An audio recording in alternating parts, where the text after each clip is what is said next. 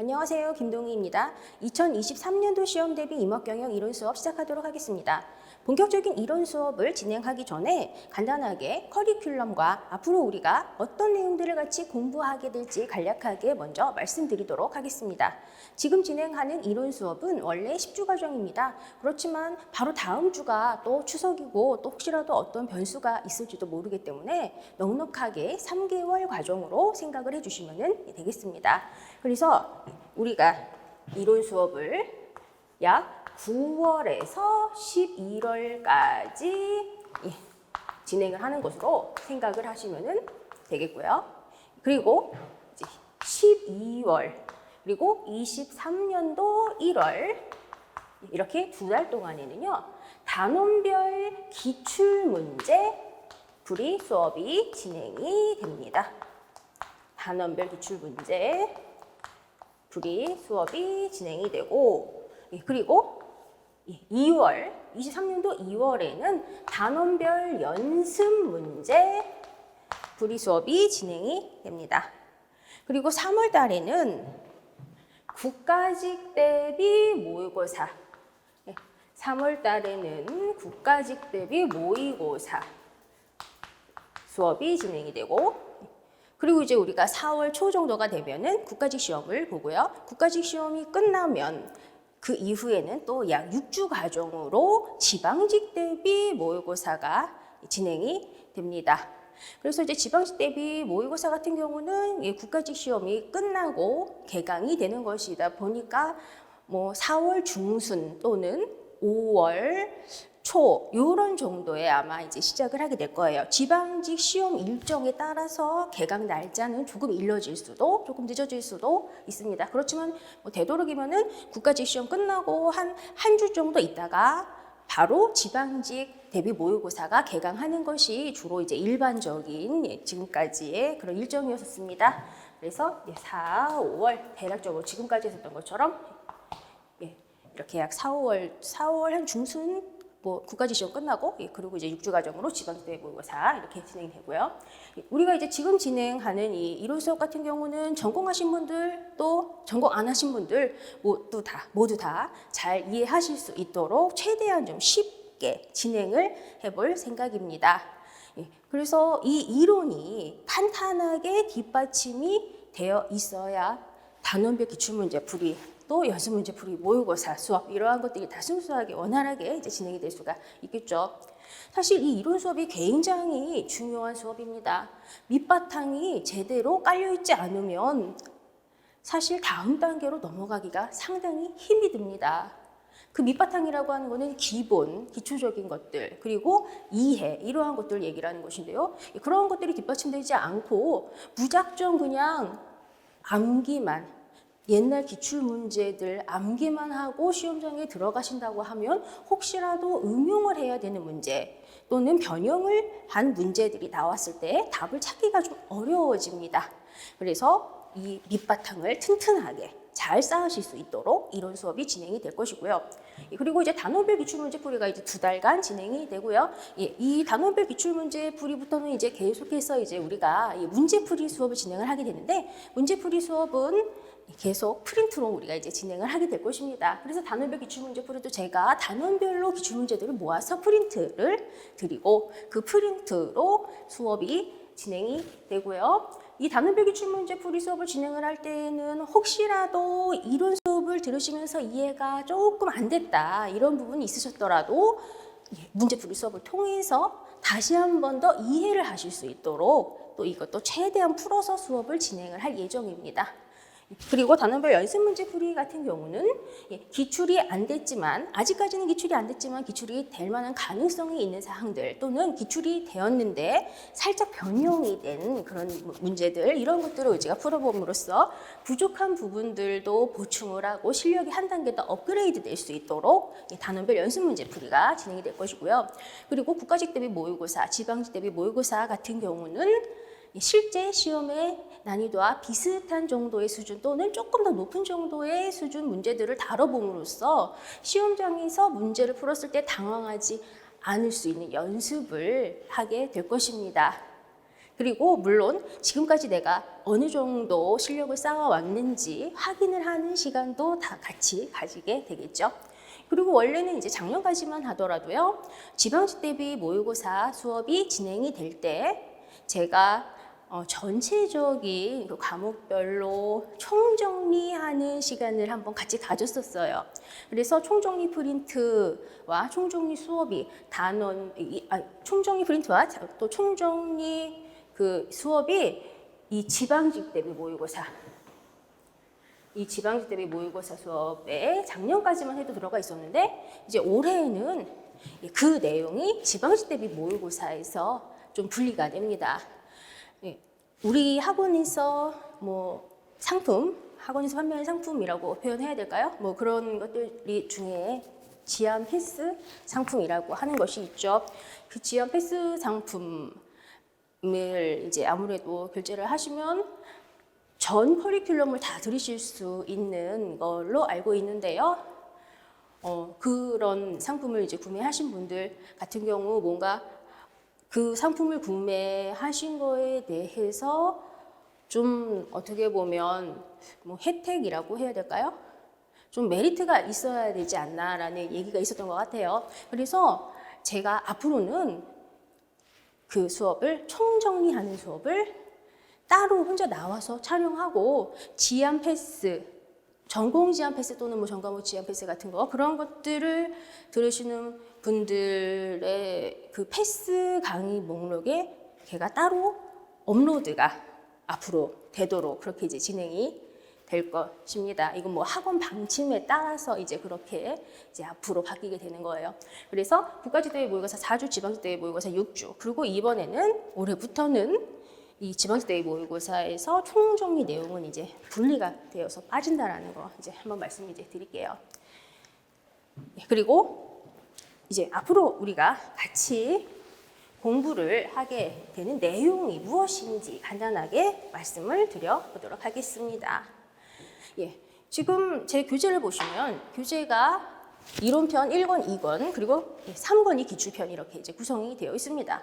그래서 이론편 1권 같은 경우는 파트 1부터 파트 4까지 이렇게 이론편 1권으로 구성이 되어 있고요. 이론편 2권 같은 경우는 파트 5부터 파트 8까지 들어있고, 그리고 부록들 있죠. 부록들도 다 이론편 2권에 다 들어있습니다. 그리고 3권은 기출편인 거 다 아시죠? 3권 기출편 같은 경우는 연도별로, 시행처별로 기출문제들이 묶어져 있습니다. 그래서 그 3권 기출문제 같은 경우는 우리가 교재를 가지고 따로 수업을 진행을 하지는 않고요.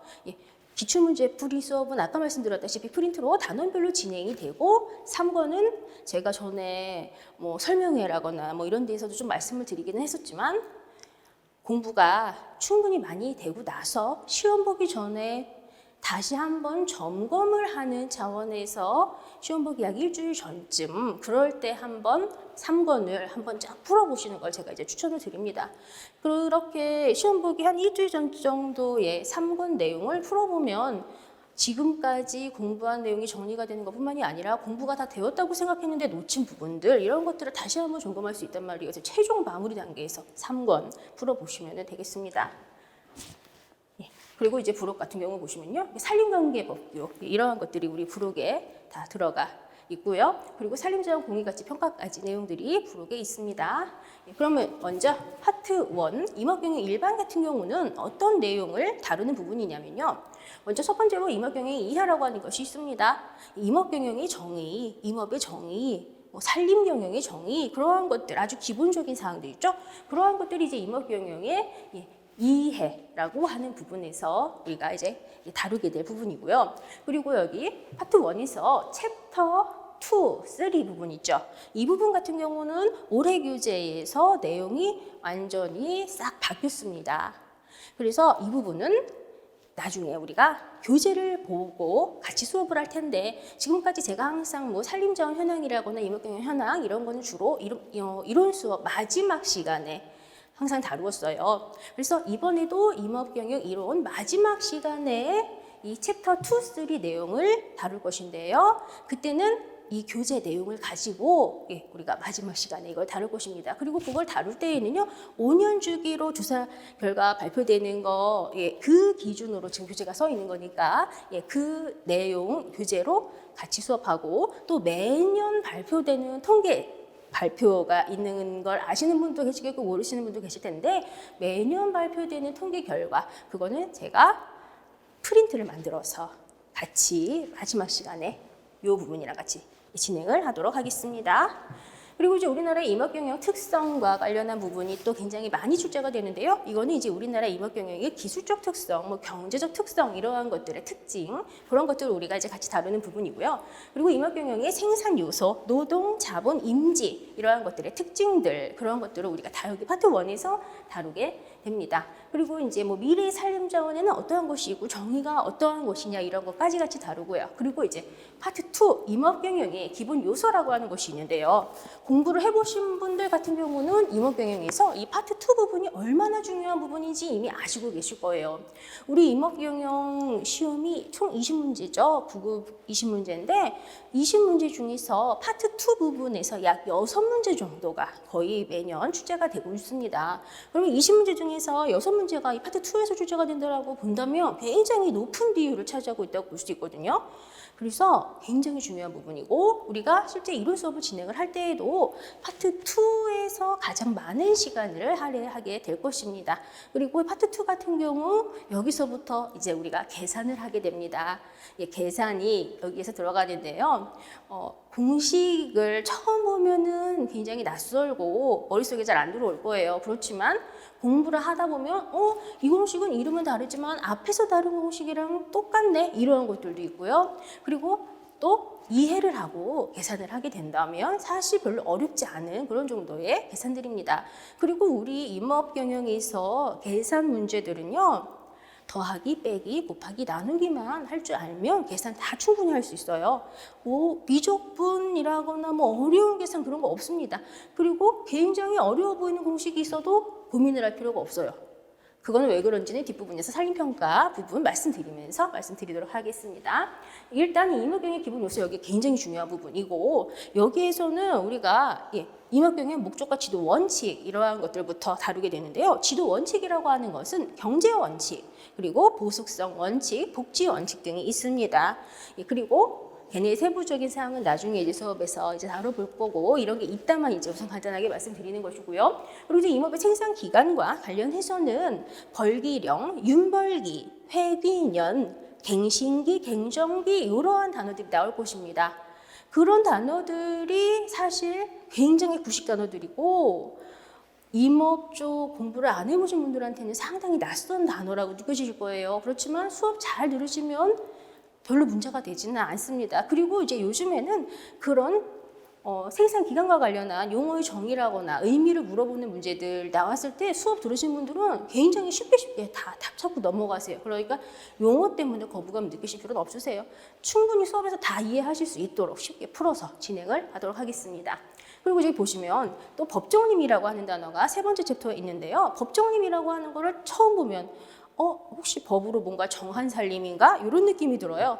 그런데 그런 게 아니고요. 우리가 말하는 법정림이라고 하는 것은요, 아주 이상적인 살림이에요. 그래서 매년 내가 원하는 양의 수확량을 매년 얻을 수 있는, 그것도 매년 똑같은 양을 얻을 수 있는 아주 이상적인 살림. 그런 걸 우리는 이제 법정림이라고 얘기하고, 그렇게 매년 내가 원하는 똑같은 양을 계속 얻을 수 있는 상태를 우리는 이제 법정 상태, 이런 식으로 얘기를 하게 될 것입니다. 그래서 여기 법정림 관련한 부분에서도 잘만 이해하신다면 그게 무리 없이 잘 하실 수 있으시고요. 그리고 개념을 이해하는 게 굉장히 중요한 부분입니다. 그리고 이제 산림 생장과 관련해서는 총 생장량, 연년 생장량, 정기 생장량의 정의, 그리고 그러한 것들 계산과 관련한 것들, 그런 것들이 나오고요. 그리고 산림수학 조절을 위한 인분구조의 이해라고 하는 부분이죠. 예, 이런 거는 뭐 법정림 구조뿐만 아니라 목표림 구조, 그리고 뭐 조절림 구조라고 하는 개념이 있는데 그런 개념들에 대한 것을 간단하게 다뤄볼 것입니다. 그리고 여기 수학 조절과 관련한 부분, 이 부분이 사실 좀 여러 가지 계산이 있어요. 여기 법정림 부분에서도 계산이 있는데 수학 조절과 관련한 부분에서도 계산이 있습니다. 그래서 뭐 고전적 수학 조절 방법, 그리고 현대적 수학 조절 방법, 이러한 것들을 우리가 이제 구분을 해서 다뤄볼 것인데요. 이 고전적 수학 조절 방법 같은 경우는 어떤 사람이 만든 공식이냐에 따라서 공식에 약간 이제 좀 차이가 있는데, 아까 전에 살짝 말씀을 드렸다시피 이 공식을 딱 외우고 보니까 결국 앞에서 나왔던 공식이랑 똑같아. 이러한 것들이 또 여기서 여러 개 겹치는 걸 또 보실 수 있으실 것입니다. 그리고 현대적 수학 조절법 같은 경우는 선형계획법, 뭐 이러한 것들과 관련한 것들 다룰 텐데요. 선형계획법이라고 하는 것은 우리 산림수학 조절과 관련한 부분을 컴퓨터 프로그래밍이라거나 또 컴퓨터를 이용한 수리적인 접근 방법, 이런 거를 활용을 해서 수학 양을 예측을 하고 생산량 예측하는 그런 걸 우리가 이제 선형계획법이라고 얘기를 합니다. 그리고 이제 세 번째 부분, 산림경영계획과 관련한 부분, 이 부분요 사실 내용 자체는 어렵지가 않아요. 내용은 어렵지가 않은데 단순함기가 좀 많은 부분입니다. 단순함기가 좀 많은 부분이라서 여기 파트 3는 미리미리 조금씩 조금 읽어보시면 좀 좋겠다라고 제가 항상 말씀을 드리거든요. 지금 이 부분에서는 뭐 구규림 경영의 주목표, 부목표, 거기에다가 또 산림구획 또는 뭐 산림조사, 경영계획 수립과 관련한 것들, 그런 다양한 것들이 이제 시험에 출제가 되고요. 다 단순 암기예요. 그래서 미리미리 조금씩 미리 교재를 조금씩 읽어주시면 좋겠습니다. 그리고 여기 네 번째, 임업경영 관리와 관련해가지고는 이제 요즘에는 임업의 생산 경제론과 관련한 두 번째 챕터의 내용이 전부 다 많이 중요하게 다뤄지고 있습니다. 그래서 이 부분에서는 생산 함수와 관련한 정의, 그리고 뭐 그림을 볼 줄 아냐, 뭐 이러한 것들이 이제 또 출제가 되고요. 또 손익분기점 분석과 관련해서는 손익분기 판매량 계산하기, 이런 것들이 나오는데 그러한 것들은 그냥 쉽게 우리가 계산할 수 있는 것이기 때문에 수업 들으시면 그냥 굉장히 쉽다라고 느끼실 그런 부분입니다. 그리고 이제 산림사업의 경제성 분석과 관련해서는 어떠한 사업이 내가 할 만한 사업일 거냐, 이런 거를 어떤 방법을 가지고 분석을 해볼 거냐, 이런 걸 우리가 여기서 다루게 됩니다. 그래서 여기서는 이제 개념을 확실하게 잘 이해를 하시는 것이 중요한 부분이고요. 임업 정책과 관련해서는 여러 가지 이론들이 있는데 그 이론들 중에서 핵심 키워드를 제가 알려드릴 거예요. 그러면 딱 그 키워드만 딱 기억하시면 됩니다. 그리고 여기 일곱 번째 챕터는요, 사실 그렇게 많이 중요한 챕터는 아니라서 이 부분은 뭐 한번 읽어보시는 정도 이렇게 하셔도 되는 부분이고요. 그리고 여기 산림 측정 파트 있죠. 이 산림 측정 파트 부분, 이제 여기부터 이제 임업경영 2권이 되는 거죠. 이론서 2권인데요. 지금 여기서 측정 단위와 관련해 가지고는 뭐 길이 단위, 면적 단위, 제적 단위, 이러한 것들이 뭐가 있는지를 같이 다루게 될 것이고요. 그리고 나무의 지름을 측정하는 방법과 기구, 나무의 높이를 측정하는 방법과 기구가 무엇인지, 이러한 것들을 또 다루게 될 것입니다. 그리고 연령 측정이라고 하는 것이 이제 있습니다. 나무 하나의 나이를 측정하는 방법, 그리고 전체 산림에 있는 전체적인 나무의 나이를 측정하는 방법, 이러한 것들이 어떤 것이 있는지, 그런 거 우리가 이제 연령 측정에서 다뤄볼 것이고요. 생장량 측정에서는요, 생장량뿐만 아니라 생장률을 측정하는 방법까지도 우리가 같이 다뤄볼 것입니다. 그리고 나무의 제적 측정과 관련한 부분이 있습니다. 지금 제적이라고 하는 거 있죠. 이 나무의 제적은 우리가 중고등학교 때 부피 계산하는 공식, 이런 거를 수학 시간에 배웠을 텐데 그런 공식들을 활용을 해서 나무의 제적을 계산을 하게 됩니다. 제적은 이제 부피예요. 그래서 중고등학교 때 수학 공부 열심히 하셨었던 분들은 굉장히 쉽고 재미있게 이 부분을 공부를 하시는데, 만약에 까먹었다? 그러면 괜찮아요. 어차피 공식은 우리가 다 수업에서 같이 다 제가 알려드릴 거니까 그때 수업 들으시면서 까먹었어도 다 계산하는 거 연습하시면 충분히 다 계산하실 수 있으십니다. 그리고 이제 인분 제적 측정, 뭐 항공사진에 의한 산림 측정, 또 GIS, 이러한 것들, 특히 요즘에는 산림 지리 정보 시스템, 이 GIS와 관련한 부분이 예전보다도 많이 중요하게 다뤄지고 있습니다. 지금 이거 같은 경우는 GIS라고 하는 것은요, 지리 정보를 데이터화해서 만든 시스템인데요. 그런 뭐 이렇게 지리 정보를 데이터화해서 만든 시스템과 관련해서 어떤 자료를 활용을 하게 되는지, 그 자료를 어떻게 이용을 하는지, 어떤 방면에 걔를 활용을 할 수 있는지, 이러한 것들에 대해서 우리가 다뤄볼 것입니다. 그리고 여기 6번째 파트 산림평가 부분, 여기가 또 계산이 상당히 많습니다. 계산이 상당히 많아서 문과 출신이다, 비전공자다 이런 분들은 처음에 산림평가 부분에 딱 교재 부분을 딱 보면 헉 하고 놀라시는 분들이 많아요. 그렇지만 놀랄 필요 전혀 없어요. 우리가 교재를 피면 산림평가 부분에서 공식들이 상당히 어려워 보여요. 그렇지만 그거 가지고 고민하고 쫄 필요 전혀 없어요. 왜 그러냐면 예를 들어서 여기 산림평가 부분에서는요. 예를 들어서 1.05의 70승분의 1 이러한 것들이 계산 공식에 막 들어가요. 그러면 처음 뭘 봤을 때는 1.05의 70승분의 1 나 이거 일일이 계산해야 돼? 이렇게 생각이 들죠. 계산할 필요 없어요. 우리는 실제 시험에서 보면요. 1.05의 70승분의 1은 숫자 몇을 대입해라 라고 알려주거든요. 그러니까 그런 거 가지고 고민할 필요는 없고요. 공식을 잘 만들 줄만 알면 돼요.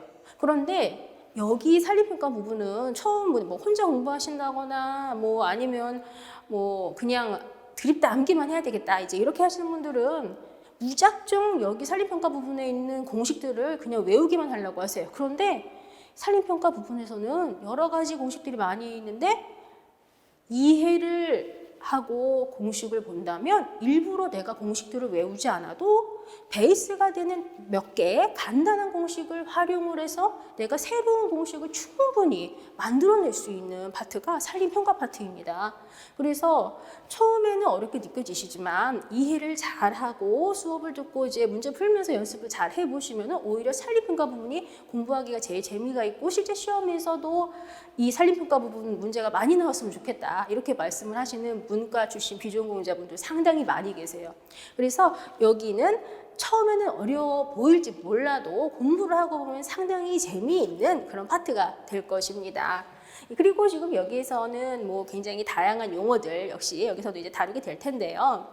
예, 여기 뭐 산림평가의 가치평가 방법 이런 거랑 관련해서는 우리는 앞으로 기만가, 비용가, 매매가, 자본가 이런 용어들 그리고 그런 것들의 정의들을 다루게 될 것입니다. 그런데 지금 비용가, 기만가 이런 말씀 드렸어요.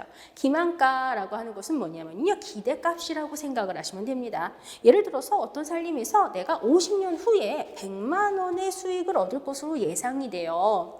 그러면 앞으로 50년 후에 100만 원의 수익을 얻을 것으로 예상이 되면 그 돈을 지금 시점 기준의 돈으로 한번 환산을 해보자. 그런 걸 계산을 하는 게 기만가 계산입니다. 기만가는 기대값이에요. 기대가 되는 값을 지금 시점의 기준 돈으로 환산을 하는 것이 기만가 계산이고요. 그리고 비용가라고 하는 거는 옛날부터 지금까지 내가 어떤 살림에 들인 돈이 지금 시점 기준으로 환산했을 때 총 얼마가 될 것이냐 이런 걸 계산을 하는 것이 비용가 계산이 될 것입니다. 그래서 그런 거 계산을 앞으로 여기서 할 것인데 임지평가 부분에서는 임지를 대상으로 기만가, 비용가 이런 거 계산할 것이고요. 임목평가 부분에서는 나무를 대상으로 해서 기만가, 비용가 이런 것들 계산을 하게 될 것입니다. 그리고 뭐 산림의 공익기능 평가와 관련해서는 어떤 방법을 이용을 해서 공익기능 평가한다 이러한 것들 이제 중요한 키워드 위주로 우리가 같이 다뤄보게 될 것이고요. 그리고 지금 여기 파트 7 같은 경우는 지속가능한 산림 경영이라고 하는 파트입니다. 지금 이 부분도요. 아까 전에 살짝 말씀드린 파트 3 부분과 마찬가지로 단순 암기가 굉장히 중요한 부분입니다. 그래서 이 부분도 제가 좀 추천을 드리자면 미리미리 조금씩 한 파트 3랑 이 파트 7 부분은 천천히 미리미리 좀 읽어보시는 게 훨씬 좋겠다라고 제가 항상 생각을 하거든요. 그래서 미리 읽어보시고 그리고 교재를 보시면 아시겠지만 제 교재는 기출 지문은 제가 다 컬러 표시를 해놨죠.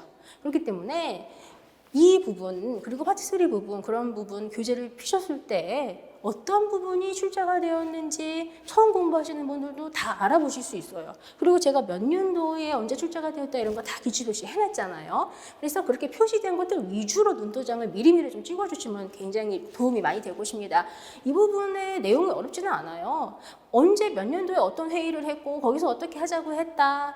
뭐 어떤 기준을 만들었다. 이런 것들이에요. 이해고 뭐고 필요 없어요 사실.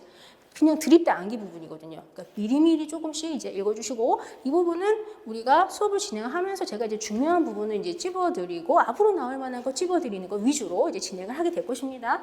그리고 여기 8번째 파트는 다목적 살림 경영이라고 하는 부분이에요. 다목적 살림 경영 같은 경우는 출제 비중이 그렇게 높지는 않습니다. 그리고 주로 나오는 내용 위주로 많이 출제가 되고 있어요. 그래서 지금까지 많이 출제가 되었던 것들 그런 것들 이제 당연히 뭐 같이 보게 되겠고요. 그리고 앞으로 나올 가능성이 있는 사항들 그런 것들도 같이 보게 될 것입니다. 그리고 요즘 들어서는 최근에는 이제 살림 휴양과 관련한 부분이 전보다 중요도가 많이 높아지고 있습니다. 그래서 살림 휴양 부분과 관련해서 출제될 만한 가능성이 있는 것들 그런 거 놓치지 않고 다 확인할 수 있도록 이렇게 진행을 해보도록 하겠습니다. 그리고 이제 우리 부록 부분은 뭐 산림관계 법규부터 있죠. 그 부분도 보시면 아시겠지만 중요한 것들, 기출됐었던 것들은 제가 다 컬러 표시해놨어요. 부록 부분도요. 그렇기 때문에 법률 부분 같은 경우도 만약에 미리미리 나는 공부하고 싶다 그러면 파란색으로 표시된 부분들 위주로 보시면 됩니다. 예, 이렇게 해서 앞으로 같이 공부하게 될 내용들이 어떤 내용들인지 간단하게 이제 먼저 말씀을 드렸습니다.